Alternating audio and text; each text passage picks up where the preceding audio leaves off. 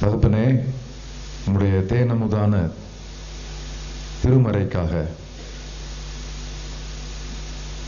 பிதாவாகிய தேவன் தமது பரிசுத்த ஆவியானவரை கொண்டு எழுதி கொடுத்த உம்முடைய பூரண வெளிப்பாட்டுக்காக, இயேசு கிறிஸ்துவுக்கு அடுத்தபடியாக எங்களுக்கு நீர் தந்த இந்த நிறைவான வெளிச்சத்துக்காக நாங்கள் உமக்கு நன்றி செலுத்துகிறோம்.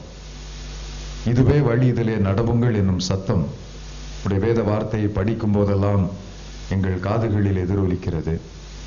நாங்கள் வழி விலகி செல்லும் போதெல்லாம் எங்களை எச்சரித்து சீர்படுத்துகிறது. நாங்கள் சோர்ந்து போகும்போதெல்லாம் எங்களுக்கு ஊக்கம் சொல்லுகிறது. நம்பிக்கை என்னும் முதுகெலும்பு நொறுங்கி போகின்ற போது எங்களுக்கு தெம்பூட்டுகிறது. உடைய வார்த்தை என்னும் அமுதம் எங்களை உயிர்ப்பிக்கிறது. ஆவியும் வார்த்தையும் இணைந்து நடத்தும் இந்த புரட்சிக்காக நாங்கள் உம்மை ஸ்தோத்திரிக்கிறோம். திருமறையின் சில முக்கியமான பேருண்மைகளை இன்றைய மாலையிலே நாங்கள் சிந்திக்கும் போது அதை தியானிக்கும் கிருபை எங்களுக்கு தாரும். எங்கள் ஆத்தும கண்களை நீர் திறந்திருளும். வேதத்தின்படி நடக்கிற உத்தம மார்க்கத்தவராக எங்கள் முழு திருச்சபையும் நீர் காத்துக்கொள்ள வேண்டும் என்று கையளிக்கிறோம். வேதம் மறக்கப்பட்டு போன ஒரு காலத்தில், தப்பறையான உபதேசங்கள் எங்கு பார்த்தாலும் சுனாமி போல கொட்டப்படுகிற ஒரு காலத்தில், எங்கள் பூர்வாங்க வேதத்துக்கு நாங்கள் திரும்ப நீர் எங்களை அழைக்கிறீர். வேறு வழி இல்லாமல் இருக்கிறோம். எங்கள் கண்களை நீர் அகல திறந்தருளும். இந்த உலகத்தின் மாயைக்கு தப்பித்துக் கொள்வதற்கான மார்க்கத்தை எங்களுக்கு சொல்லித்தாரும். உம்முடைய வேதமே வெளிச்சம், அது எங்கள் மனமகிழ்ச்சி. அதற்காக உம்மை ஸ்தோத்திரிக்கிறோம். எங்களை போதித்தவர்களிலும் முதியவர்களிலும் எங்களை ஞானமுள்ளவர்களாக்குகிற இந்த வேத வார்த்தையினால் எங்களை ஞானவான்களாக மாற்றும். இயேசுவின் நாமத்தில் ஜெபிக்கிறோம் நல்ல பிதாவே, ஆமென். இன்றைக்கு திருச்சபையினுடைய கருப்பொருள் திருமறையின் முக்கியத்துவத்தை குறித்து வலியுறுத்துவது என்று போது சொன்னார்கள். அதனால அதை தொடர்புடைய சில வேதத்தின் சத்தியங்களை உங்களோடு நான் பகிர்ந்து கொள்ள வேண்டும் என்று விரும்புகிறேன். அதற்கு மையமாக மார்க் எழுதின சுவிசேஷத்தை அதன் சில அதிகாரங்களுக்கு உங்களை நடத்தி செல்ல வேண்டும் என்று நான் விரும்புகிறேன். 8ஆம் அதிகாரத்தில் ஓரிரு வசனங்களை நான் உங்களுக்கு வாசிக்க விரும்புகிறேன்.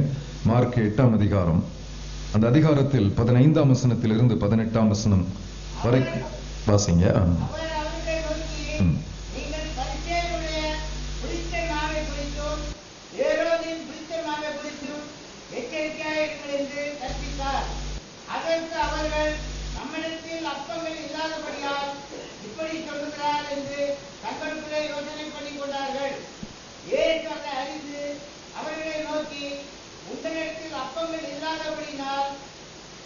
நீங்கள் யோசனை பண்ணுகிறது என்ன? இன்னும் சிந்தியாமலும் உணராமல் இருக்கிறீர்களா? இன்னும் உங்கள் இருதயம் கடினமா இருக்கிறதா? உங்களுக்கு கண்கள் இருந்தும் காணாதிருக்கிறீர்களா?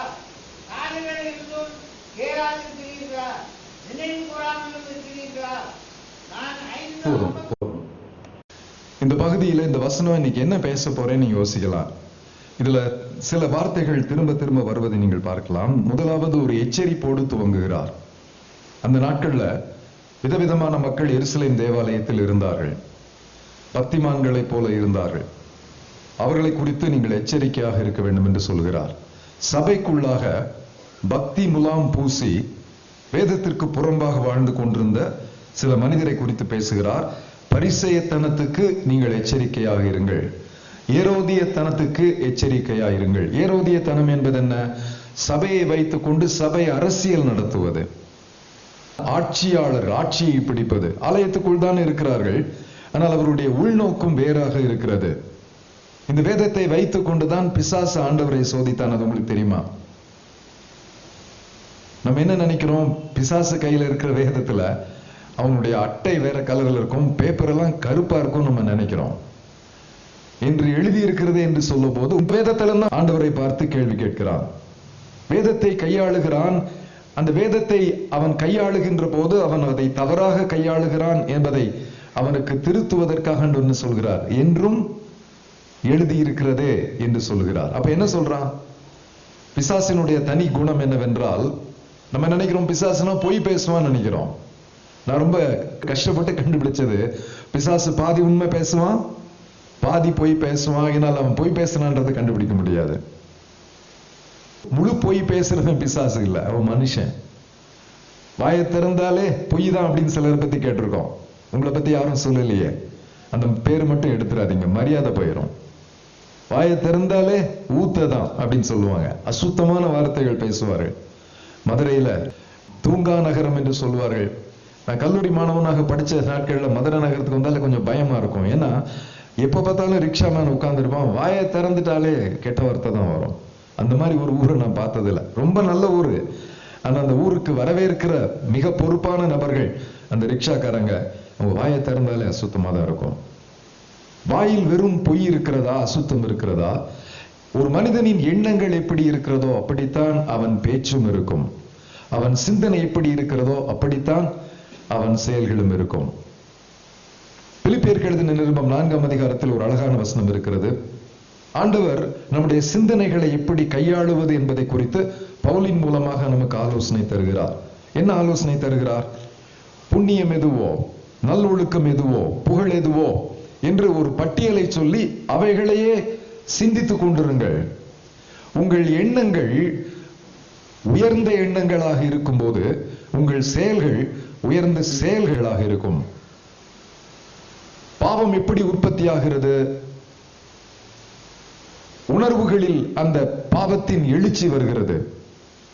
அந்த எழுச்சி சிந்தனையில் விதைக்கப்படுகிறது.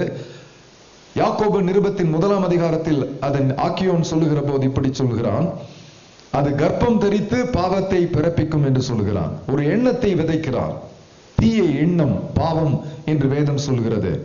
அந்த எண்ணத்தை மனதில் தேக்கி வைத்து அதை எப்படி செய்யலாம் என்று மனிதன் சிந்தனை செய்கிறான் என்று சங்கீதக்காரன் சொல்லுகிறான். இரவு படுத்திருக்கும் போதும் அவனுடைய எண்ணம் எல்லாம் எப்படி இதை செயலாக்குவது. ஆகையினால்தான் தீய நோக்கம் பாவம் என்று வேதம் சொன்னது. இந்த தீய நோக்கத்திற்கு இதயத்தில் இடம் அளித்தால் அதுக்கப்புறம் என்ன பண்ணுவோம்? ஸ்கீம் பண்ணுவோம், இதை எப்படி செய்வது என்பது. ஏனென்றால் நமக்கு ஒரு தன்மானம் இருக்கிறது, தீமையும் செய்ய வேண்டும் என்று ஆசைப்படுகிறோம், ஆனால் அதே நேரத்தில் பிடிபடக்கூடாது என்றும் நமக்கு ஒரு எண்ணம் இருக்கிறது. உங்களை பத்தி சொல்ல, நீங்க ரொம்ப நல்லவங்க, என்ன பத்தி தான் நான் சொல்லிட்டு இருக்கேன்.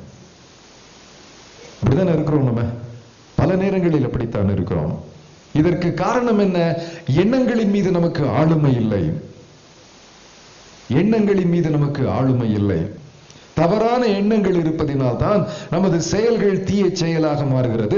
தீய செயல்கள் தீய பழக்கமாக மாறுகிறது. தீய பழக்கம் கடைசியில் என்ன செய்து தீமையைத்தான் நமக்கு தழுவும்படி சொல்கிறது. தீமையான எண்ணங்களை விதைக்கின்ற போது தீமையான செயலை அறுக்கிறோம். தீமையான செயலை விதைக்கின்ற போது தீமையான பழக்க வழக்கத்தை அறுவடை செய்கிறோம். தீமையான பழக்கத்தை அறுவடை செய்தால் நம்முடைய முடிவும் தீமையிலே முடிந்து விடுகிறது. இருளின் சாம்ராஜ்யத்துக்குள் ராஜ பிரவேசம் செய்கிறோம். அது எவ்வளவு கொடுமை!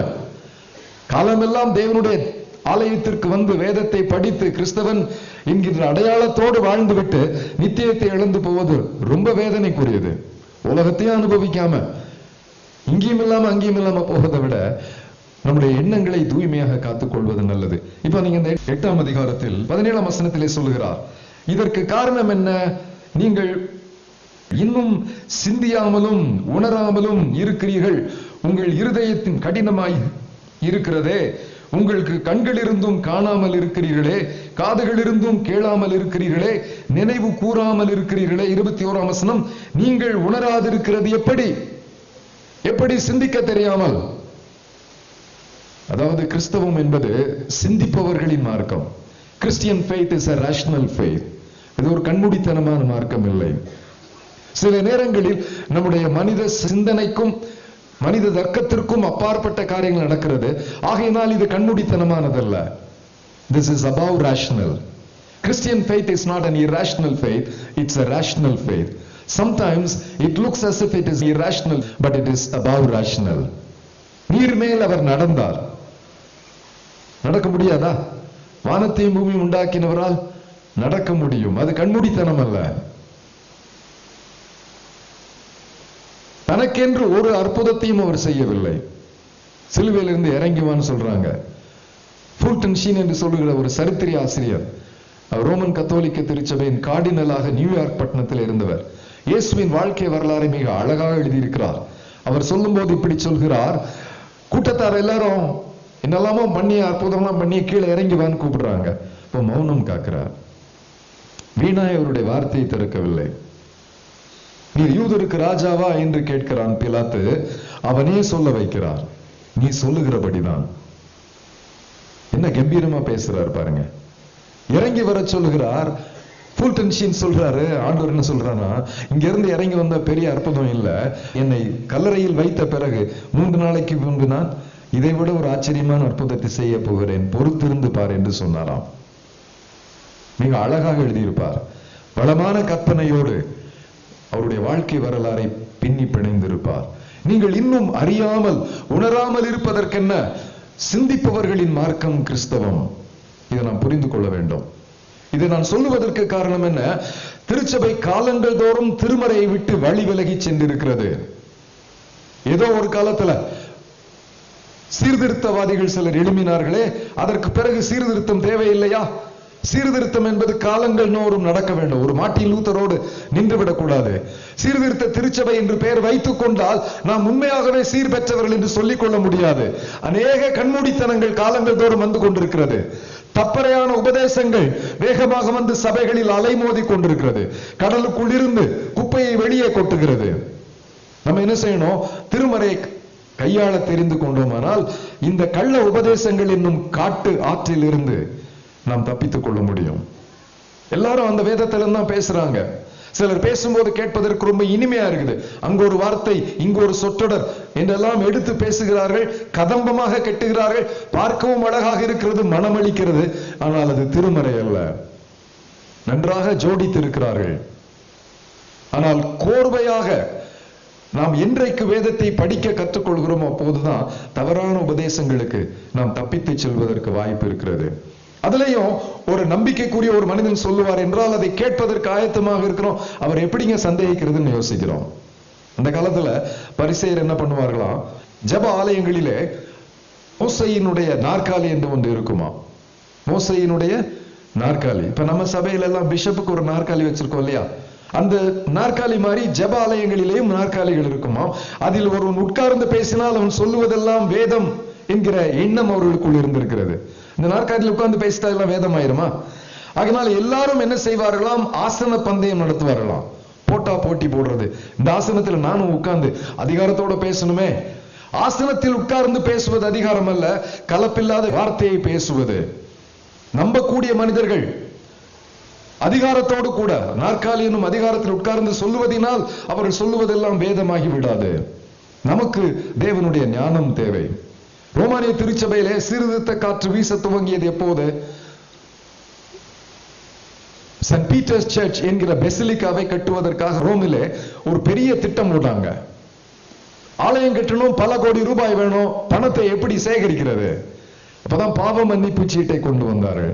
உன் தங்க நாணயத்தை ஆலயத்தினுடைய அந்த வெங்கல காணிக்கை பெட்டியிலே நீ போடுகின்ற போது அது கீழே விழுந்து டங் என்கிற சத்தம் கேட்கும் போது உன் பாவங்கள் மன்னிக்கப்பட்டு விட்டதுன்னு சொன்னாங்களாம்.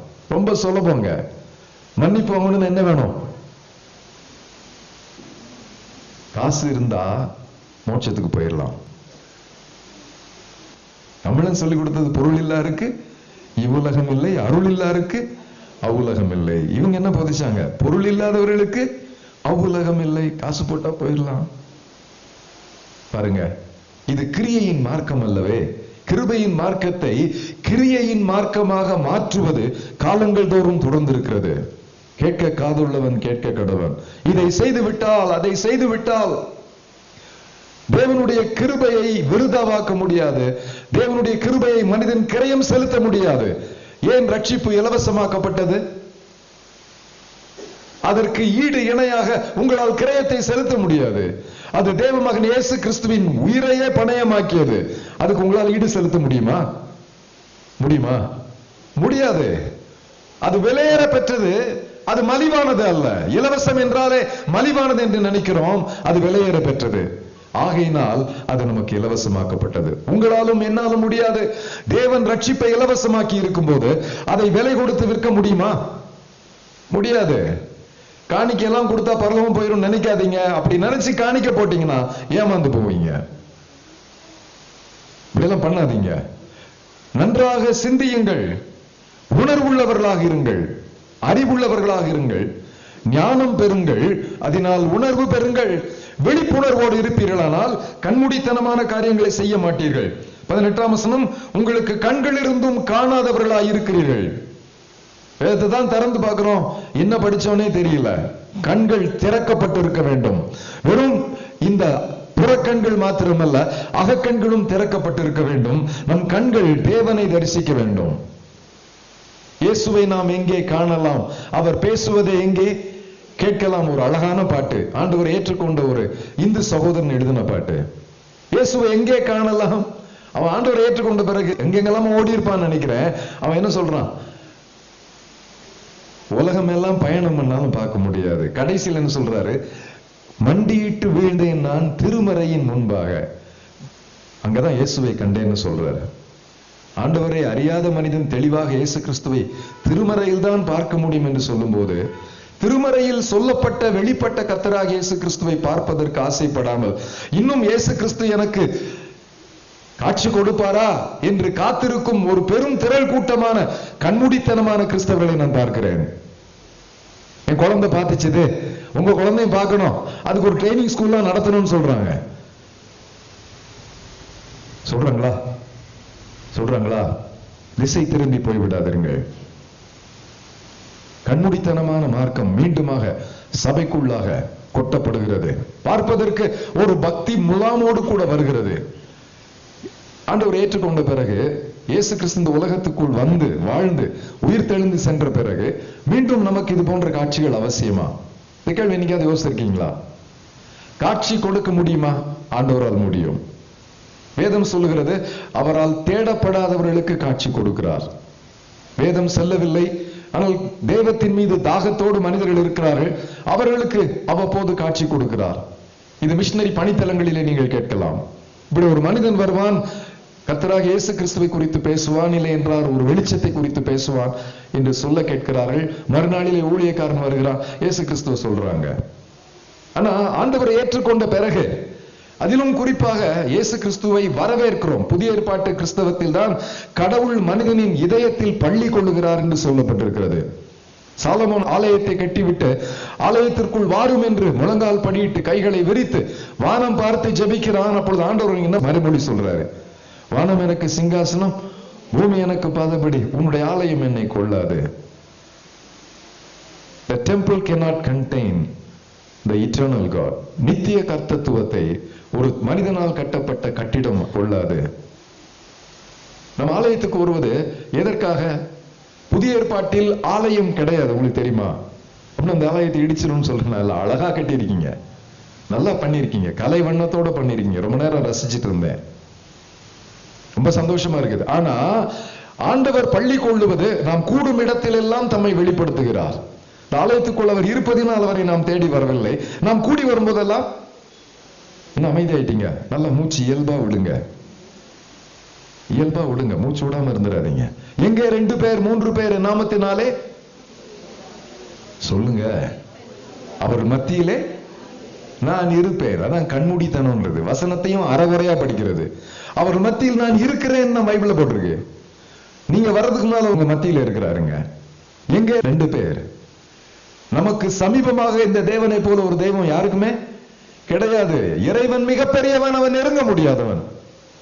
இஸ்லாத்து சொல்லுகின்ற போதனை, மிகப்பெரியவன் நெருங்க முடியாது. என் ஆண்டவர் மிகப்பெரியவர், அண்ணன் நெருங்கலாம். இறைவா என்று பொது பெயரில் அவரை அழைக்க வேண்டியதில்லை. பிதாவே. பிள்ளைங்க ரொம்ப கான்பிடென்டா யார்கிட்ட விளையாடுவாங்க? அவர் பெரிய போலீஸ் ஆபீசரா இருக்கலாம், ராத்திரி வீட்டுக்கு வந்தாருன்னா அவர் மேல ஏறி இறங்கி விளையாடும். உங்க பிள்ளைங்களை அவங்க மேல ஏறி விளையாண்டது இல்லையா? அந்த இன்பத்தை நீங்க இழந்துட்டீங்க. நீங்க என்னதான் யூனிஃபார்ம் போட்டாலும் அந்த பிள்ளைங்க என்ன செய்யாது? பயப்படாது. ஆபிரகாம் லிங்கன் ஜனாதிபதியான போது அவருடைய பையன் ஒரு நாள் அவருடைய சேம்பருக்கு வந்தானா, அன்னைக்கு இருந்த செக்யூரிட்டி கார்டுக்கு ஒண்ணுமே தெரியாதான். புது ஆளு போஸ்ட் பண்ணிருக்காங்க. உள்ள வந்து அப்பாவை பார்க்கணும் அப்படின்னா, அப்பாவா? இங்க அப்பா யாரும் இல்ல, இது ஜனாதிபதியின் மாளிகை, உங்க உள்ள விட மாட்டேன் அப்படின்றான். பேசிக்கிட்டே இருக்கிறான். அப்ப ஒருத்தன் வர்றான், செக்யூரிட்டி கார்டுக்கெல்லாம் தலைவன் ஒருத்தன் வர்றான். என்ன நீ பிரசிடென்ட் பையன்ட்ட விளையாடிட்டு இருக்க, மரியாதை அவர் இடம் முடு அப்படின்றான். உடனே பெரிய சல்யூட் அடிச்சானா. அதுக்கு முன்னாடி அவன் என்ன கேள்வி கேட்டானா, do you want to see the president of the United States of America, the commander in chief of the army of the United States? இல்லையா, எனக்கு அப்பாவை தான் பார்க்கணும். உங்களுக்கு அவர் பெரியவரா இருக்கலாம், ஜனாதிபதியா இருக்கலாம், இந்த நாட்டின் படை தளபதியாக இருக்கலாம், முதல் குடிமகனாக இருக்கலாம். அவர் எனக்கு யாரு? புரியுதா? எவ்வளவு நல்லா இருக்கு பாருங்க. பிதாவே, மிக நெருக்கமான ஒரு பந்தம். தமிழ்ல தாயை போல பிள்ளைன்னு சொல்றோம், எபிரேயர்கள் தகப்பனை போல பிள்ளைன்னு சொல்லுவாங்களாம். தகப்பன் மிக நெருக்கமான ஒரு பந்தம். அவரை அப்படி நெருக்கமாக அறிந்து கொள்ள நம்மால் முடியும் என்று சொன்ன போது, அதிலும் குறிப்பாக அவர் நமக்குள்ளே வந்து வாசம் செய்கிறார் என்று சொன்ன பிறகு வெளியில தேடலாமா? உங்க வீட்டுக்கு வர்றேன்னு வச்சுக்கோமே, கதவை தட்டுறேன், கதவை திறக்கிறீங்க, கதவை திறந்தீங்கன்னா உள்ள வந்துட்டேன். நான் உள்ள வந்த பிறகு நீங்க வாசல்ல நின்று வாங்க வாங்கன்னு கூப்பிட்டா எப்படி இருக்கும்? நீ எப்ப வெளியில போறேன்னு கேட்ட மாதிரி இருக்கும். இந்த மாதிரி ஒரு மானஸ்தன்னா உடனே வெளியே போயிடுவான். எனக்குள் வந்து வாசம் செய்கிறவர இல்ல கூப்பிடாம வானத்தையும் அங்கேயும் இங்கேயும் பராக்க பார்த்துட்டு இருந்தா எப்படி இருக்கும்? என்ன புரியுதா? சில கூட்டங்களுக்கு சாதாரணமா போய் இறங்குனா, இவர் பிரீச்சர்ல, இவர் கோட்டு எல்லாம் போடல, 4-10 கார்ல வந்தாதானே பிரீச்சருக்கு மரியாதை தேடிட்டு இருப்பாங்க. ஐயோ, நான் தான் அந்த பிரசங்கின்னு சொன்னா மேலையும் கீழே இந்த டெய்லர் அளவெடுக்கிற மாதிரி நம்மள பார்ப்பாங்க. இப்படி ஒரு சீப்பான ஊழியக்காரன் பார்ப்பாங்க. நிறைய நேரம் ஆண்டவரை விதவிதமா நம்ம எதிர்பார்க்கிறோம். அவர் நம்மை போல ஒரு சாமானியனாக நம்மோடு இருக்க விரும்புறாரு. என்னங்க, இந்த மாதிரி ஒரு சந்தோஷமான மார்க்கம் வேற எங்கும் இல்லையே. நான் அவர்களுள் வாழ்ந்து அவர்கள் தேவனாயிருப்பேன், அவர்கள் என் ஜனமாயிருப்பார்கள். அவருடைய பிதாவாயிருப்பேன், அவர்கள் என் குமாரரும் குமாரத்திகளுமாக இருப்பார்கள். ஒரு அழகிய குடும்பம், இயேசு வாழும் குடும்பம். அது திருச்சபை, அது கட்டிடம் அல்ல. அதனால கட்டிடத்தை கொண்டாடலாமா? கட்டிடம் தேவை, நமக்கு ஒரு கூரை தேவை. ஆரம்பத்துல கூரையில இருந்தீங்க, இப்ப நல்லா ரொம்ப ஹைடெக்ல என்ன பண்றீங்க, ஃபால் சீலிங் எல்லாம் போடுறீங்க, ரொம்ப நல்லதா இருக்கு. இது தேவை, இது ரொம்ப கொண்டாடிடாதீங்க. தேவன் வாழும் உள்ளம் பெரியது. உங்கள் உள்ளத்தில் அவர் இல்லாமல் ஆலயத்தில் அவரை தேடிக் கொண்டிராதிருங்கள். காட்சித்தா காட்சித்தான்னு கேட்காதீங்க. உள்ள வந்துட்டாரு, இனி காட்சி தேவையில்லை. நான் சொல்ல உங்களுக்கு புரியுதா? வேதத்தை புரிந்து கொண்டோமானால் வேற எங்கோ அவரை நாம் தேடிக் கொண்டிருக்க மாட்டோம். ஒரு வசனத்தை சொன்னால் இன்னும் அதற்கு அழுத்தமாக இருக்கும் என்று யோசிக்கிறேன். 2 பேதுருவுக்கு எழுதின நிருபம் 1ஆம் அதிகாரம் 16ஆம் வசனத்தில் இருந்து பாருங்கள். நல்லா கேளுங்க, நல்ல கவனமா வாசிங்க, அழுத்தம் திருத்தமா வாசிக்கணும். நாங்கள் தந்திரமான கட்டுக்கதைகளை பின்பற்றுகிறவர்களாக அல்ல, கதைகளை கேட்கிறவர்கள் அல்ல.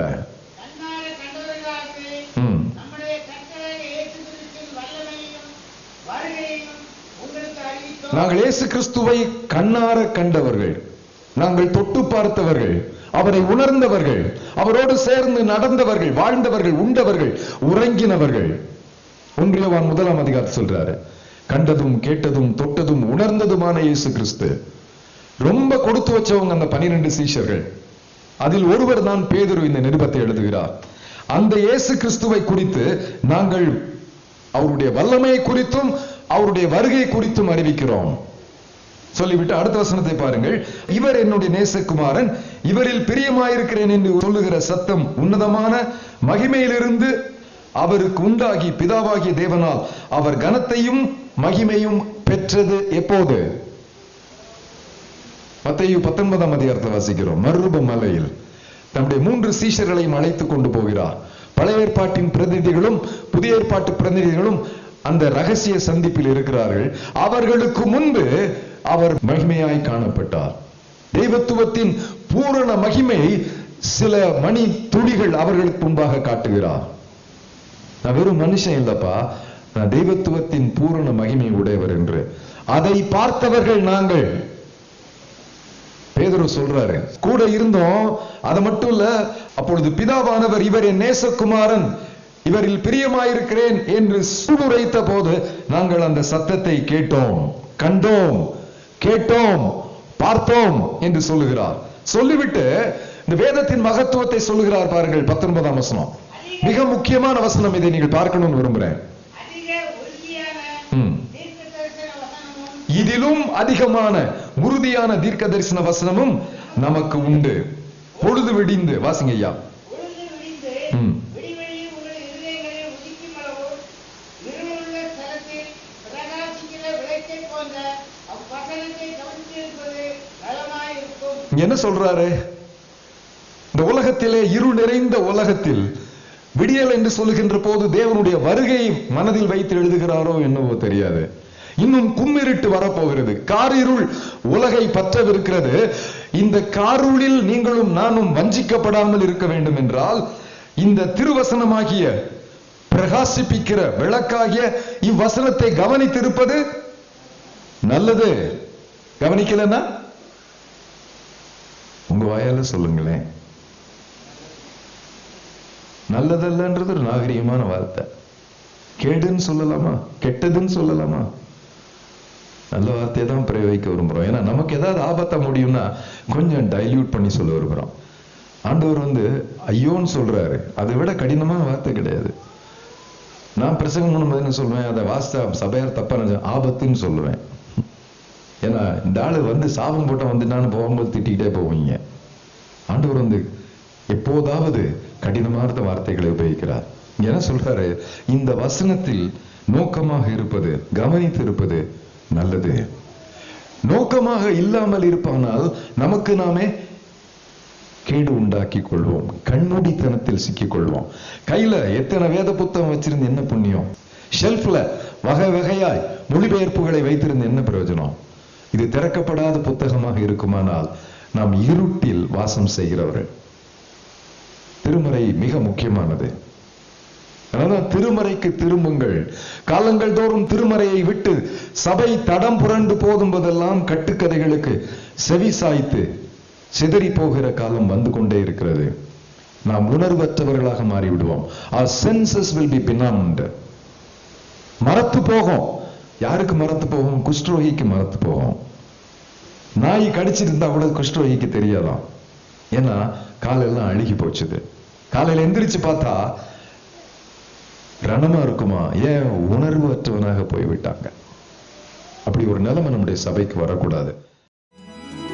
தேவாவியால் தூண்டப்பட்டவர் அனலான மக்கள், மீட்பர் இயேசுவின் சிநேகமானவர் அனலான மக்கள், தேவ கட்டளை கீழ்ப்படிந்தவர் அனலான மக்கள், வானளாவிய காட்சி பெற்றவர் அனலான மக்கள்.